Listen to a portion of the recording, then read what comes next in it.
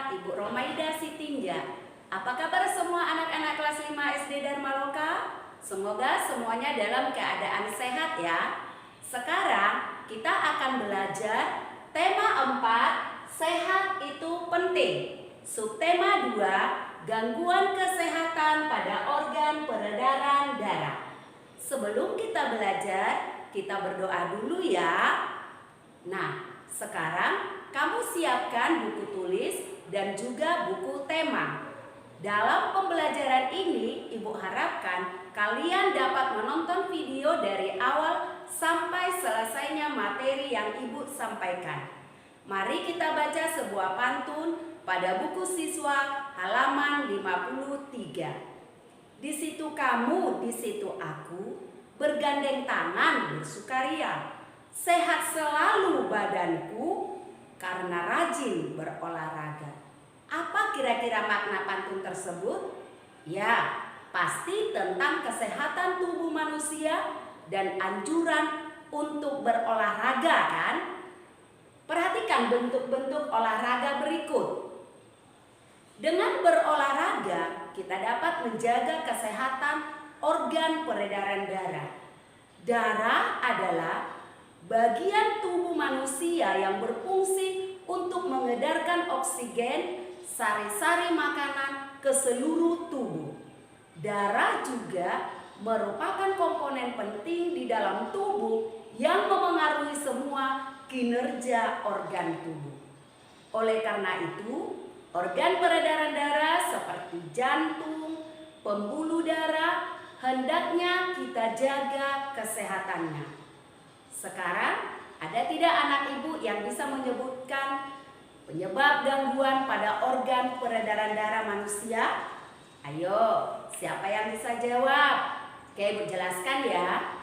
Beberapa penyebab gangguan organ peredaran darah manusia adalah: 1.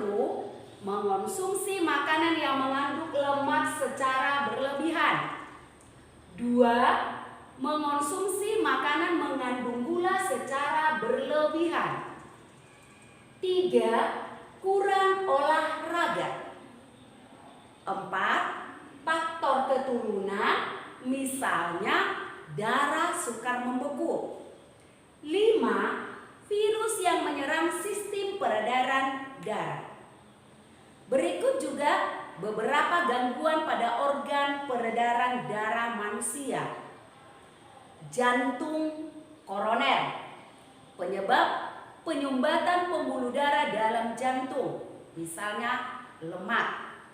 2. Hipertensi atau tekanan darah tinggi, penyebab penyempitan pembuluh darah.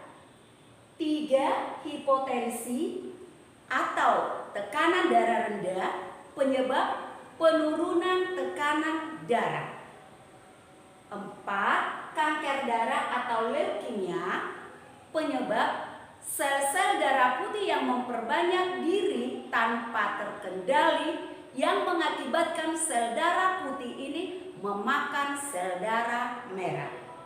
5. Varises atau pelebaran pembuluh balik di bagian betis. Ini sering terjadi pada betis ya. Penyebabnya terlalu lama berdiri atau bekerja dengan menggunakan kaki terlalu lama. 6. Anemia. Penyebabnya rendahnya kadar Hb atau hemoglobin dalam darah. Ada tanda-tanda sirkulasi darah tidak lancar, yaitu ketika mengalami sesak napas, nyeri dada, dan sakit kepala. Sirkulasi darah yang tidak lancar juga sering menjadi penyebab sakit jantung dan stroke. Nah, apa yang dapat kita lakukan untuk melancarkan sirkulasi darah? Bagaimana caranya? Dilakukan dengan cara mudah, namun manfaatnya sangat besar bagi kesehatan tubuh. Apa itu kira-kira? Caranya yaitu dengan membiasakan diri untuk sering berjalan kaki atau berolahraga. Berjalan kaki kurang lebih selama 30 menit. Baiklah, coba kalian baca teks halaman tentang organ peredaran darah. Di sana dijelaskan bahwa fungsi darah adalah: 1. Sebagai alat pengangkut sari makanan dan oksigen ke seluruh organ ekskresi. 2. Menjaga agar temperatur tubuh tetap. 3. Mengedarkan air. 4. Mengedarkan getah bening.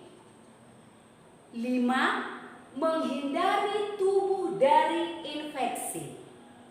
6. Menjaga kestabilan suhu tubuh. 7. Mengatur keseimbangan asam basa atau HB. Dijelaskan juga tentang pembuluh darah pada peredaran darah manusia, yaitu ada 3 pembuluh darah. 1. Pembuluh darah nadi atau arteri yang berfungsi untuk mengalirkan darah keluar dari jantung. 2. Pembuluh darah balik atau vena yang berfungsi untuk mengalirkan darah menuju jantung. Berarti balik lawan dari nadi. Ketiga, pembuluh darah kapiler. Ini pembuluh darah yang terkecil yang menghubungkan ujung pembuluh darah nadi terkecil dan ujung pembuluh vena terkecil. Selanjutnya jantung. Jantung manusia terletak di rongga dada dan di atas diafragma. Perhatikan gambar berikut. Jantung manusia terbagi menjadi 4 ruang, yaitu 2 serambi atau atrium dan 2 bilik atau ventrikel. Selain itu dijelaskan juga tentang gangguan organ peredaran darah seperti yang telah saya jelaskan di awal tadi. Namun di sini dijelaskan bahwa gangguan organ peredaran darah manusia dapat terjadi karena non-keturunan dan keturunan. Apa saja yang termasuk gangguan karena non-keturunan? Ini dia. 1. Anemia. 2. Hipotensi. 3. Hipertensi. 4. Kanker darah atau leukemia. 5. Jantung koroner.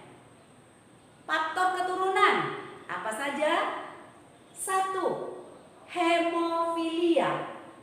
Ini disebabkan adanya kelainan yang menyebabkan darah sulit membeku jika terjadi luka. 2. Talasemia. Pada gangguan ini, bentuk sel darah merahnya tidak beraturan sehingga daya ikat sel darah merah terhadap oksigen dan karbon dioksida menjadi berkurang. Nah, apa usaha yang dapat kita lakukan untuk mencegah gangguan peredaran darah tersebut? Ya, kita dapat melakukan pola hidup sehat, yaitu 1. Makan makanan yang bergizi. 2. Olahraga yang teratur. 3. Tidur istirahat yang cukup. 4. Menghindari makanan berlemak. 5. Tidak merokok dan minum minuman beralkohol. Ayo, siapa orang tuanya yang suka merokok dan minum-minum beralkohol boleh diingatkan sama kamu demi kesehatan. Banyak hal yang dapat kita lakukan dengan tubuh yang sehat. Misalnya penari dengan gerakan tarinya saat menggunakan properti tari. Seperti gambar pada buku siswa halaman 61. Apa saja properti tari yang terlihat pada gambar? Ada kipas, panah, pedang, selendang, dan lainnya. Apa itu properti tari? Masih ingat tidak? Properti tari adalah segala kelengkapan dan peralatan yang digunakan untuk melakukan gerak tari dalam penampilan atau peragaan karya tari. Nah, kembali kita mengingat pantun.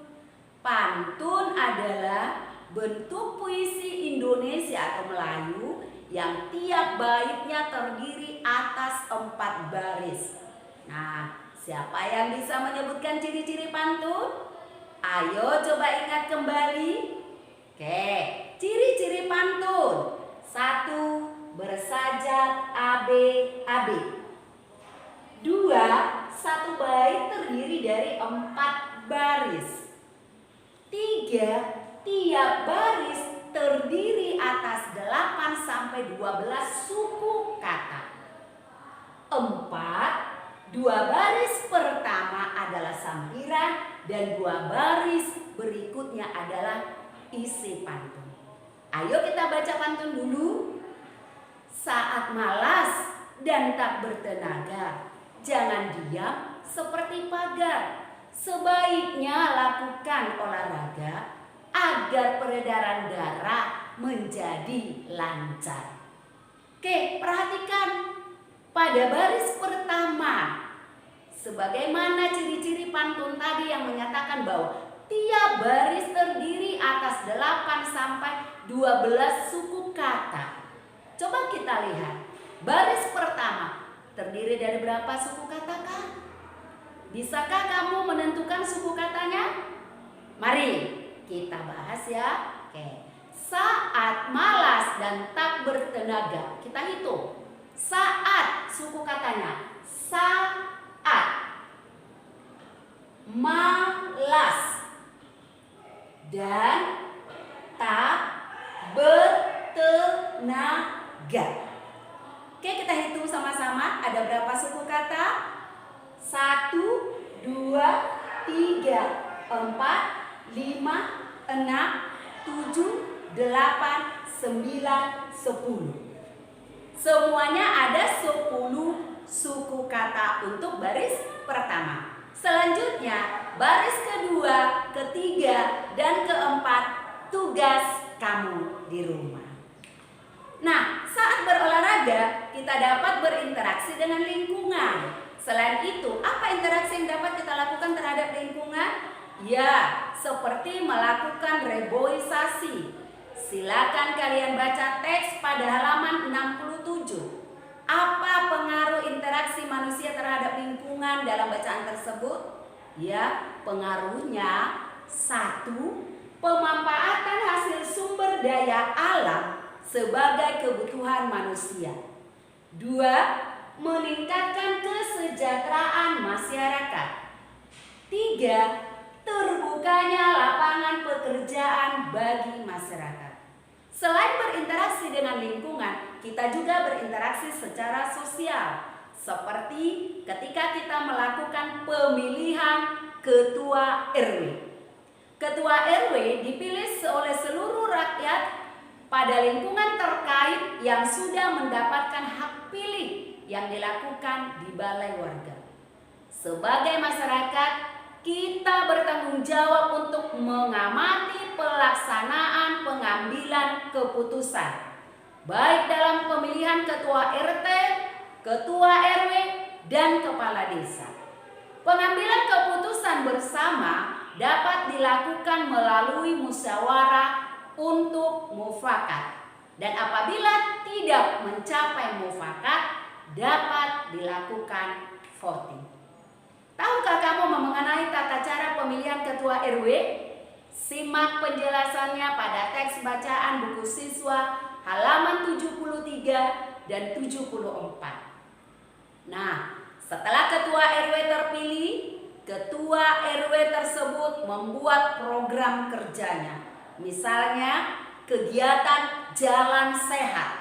Kegiatan jalan sehat merupakan contoh interaksi manusia dengan lingkungan, baik lingkungan alam maupun lingkungan sosial. Interaksi manusia dengan lingkungan memengaruhi pembangunan sosial budaya.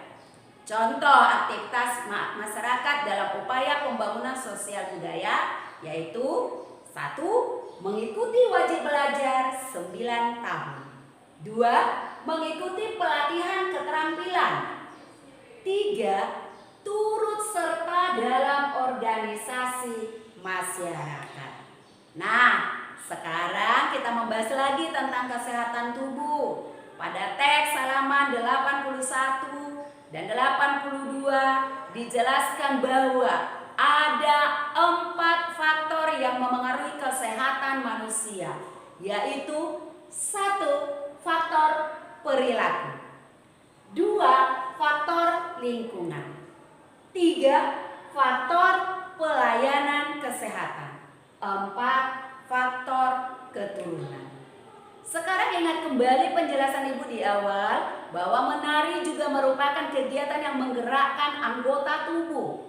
Dalam menari, hendaknya menggunakan pola lantai supaya gerak yang diperagakan lebih indah. Nah, tugas kamu adalah memperagakan tarian lagu kupu-kupu yang lucu menggunakan properti selendang bagi perempuan dan memperagakan tari gandewa bagi laki-laki. Kamu kirim videonya dengan durasi waktu paling lama 3 menit saja. Jangan lupa untuk nilai KI 4 SBDP ya. Paling lambat kirim 31 Oktober. Ingat ya, lakukan tugas dengan penuh tanggung jawab. Berolahraga setiap hari. Pesan para petinggi dan para medis. Ingatlah hai anak-anak, setiap pagi berdoa agar cepat berlalu COVID yang sadis. Ke selatan menendang bola, ke utara mengalunkan nada. Sampai di sini pembelajaran subtema 2. Semoga anak ibu semua memahaminya. Nah, tugas KI 4 Bahasa Indonesia membuat sebuah pantun bertema kesehatan. Kamu baca pantunnya dan kirim videonya menggunakan seragam olahraga paling lambat tanggal 24 Oktober.